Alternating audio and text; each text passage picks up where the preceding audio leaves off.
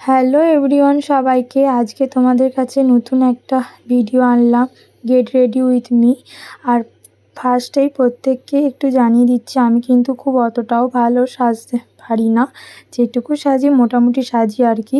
আর এখানে আমি ইউজ করে নিচ্ছিলাম গুড ভাইবসের একটা উত্থানের একটা ওনার। তো স্প্রে করছিলাম, হচ্ছিল না, তারপরে ভালো করে ঘাটটা মোটকে তারপর অতি সাবধানে আমি এখন টোনারটাকে ঢালছিলাম। কিন্তু ওই যে আমার দ্বারা তো সাবধানতা একদমই হয় না, হাফ টোনার তো গেল নিচে। তো যাই হোক, এখানে ভালো করে টোনারটাকে অ্যাবজর্ব করে নিচ্ছিলাম, একটু ড্রাই হতে সময় দিতে হবে। তো তারপরে আমি এখানে পন্ডসের একটা হাইড্রোনিকের একটা ময়শ্চারাইজার ইউজ করে নিচ্ছিলাম। এই ময়শ্চারাইজারটা আমার তো খুবই ফেভারিট, এটা আমি দীর্ঘ 2 বছর ধরে ইউজ করছি।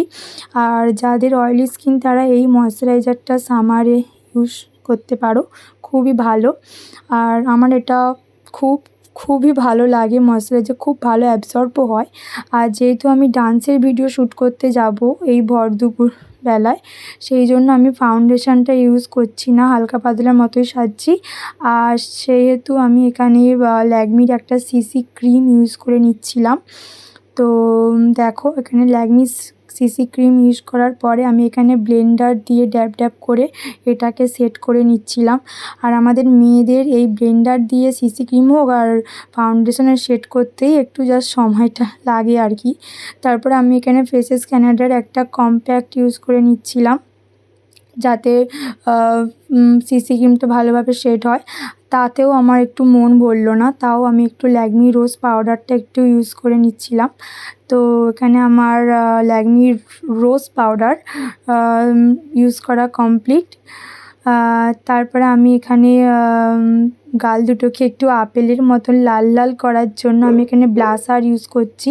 আর যেহেতু আমি একটুখানি গরিব শরীব মানুষ, কী আর করবো, ব্লাশারটাকেই আইশ্যাডো হিসাবে ইউজ করে নিচ্ছিলাম।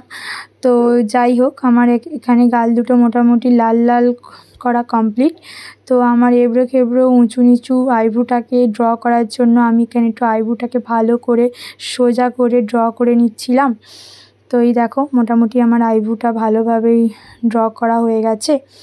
ড্র করা হয়ে যাওয়ার পরে আমি এখানে মেবিলিনের একটা কাজল পরছিলাম। আর কাজল পরলেই আমার চোখ পিটপিট করবেই, এটা আমার হবেই হবে। যাই হোক, তা এখানে আমার দেখো মোটামুটি আমার কাজল পরা কমপ্লিট। আর ওপরের পাতাতেও একটু কাজল পরে নিচ্ছিলাম। আর চোখের পাতাটাকে বেশ ভালোভাবে খোঁচা খোঁচা রাখার জন্য এখানে আমি মাস্কারা ইউজ করে নিলাম। আর মাস্কারা ইউজ করা হয়ে যাওয়ার পরে গালগুলোকে একটু বেশ চকচক করবে, একটু বেশ গ্লো দেওয়ার জন্য কিছু নেই, হাত দিয়েই সুইস বিউটির এই হাইলাইটারটা ইউজ করে নিলাম আর কি। ব্রাশ টাশ নেই বাবা, সেই জন্য হাত দিয়েই সুইস বিউটির এই যেখানে পাচ্ছি সেখানেই হাইলাইটারটা ইউজ করে নিলাম। আর শেষমেশ লিপস্টিকটা ইউজ করে আমার মেকআপটা কমপ্লিট হলো। তো এই দেখো, এই জামাটা পরে কটা আমি ডান্সের ভিডিও শ্যুট করব। তো আমি রেডি হয়ে গেছি এখানে। আর এখানে আমি ভাবছিলাম যে চুলটাকে খোলা রাখবো না চুল বেঁধে যাব, যেহেতু এত রোদ বাইরে, কিন্তু ডান্সের ভিডিও করব, চুলটাকে একটুখানি খোলা রাখলেও ভালোই লাগবে। তো দেখো আমার চুলের কি অবস্থা, পুরো উস্কো খুস্কো হয়ে আছে। সেই জন্য আমি এখানে ইউজ করে নিচ্ছি স্ট্রিক্সের একটা হেয়ার সিরাম, এটাও আমার খুব ভালো লাগে। দেখো সিরামটা ইউজ করার পর আগের থেকে অনেকটা একটু জোড়ো পাগলি থেকে একটুখানি স্মুথ হয়েছে আমার হেয়ারটা।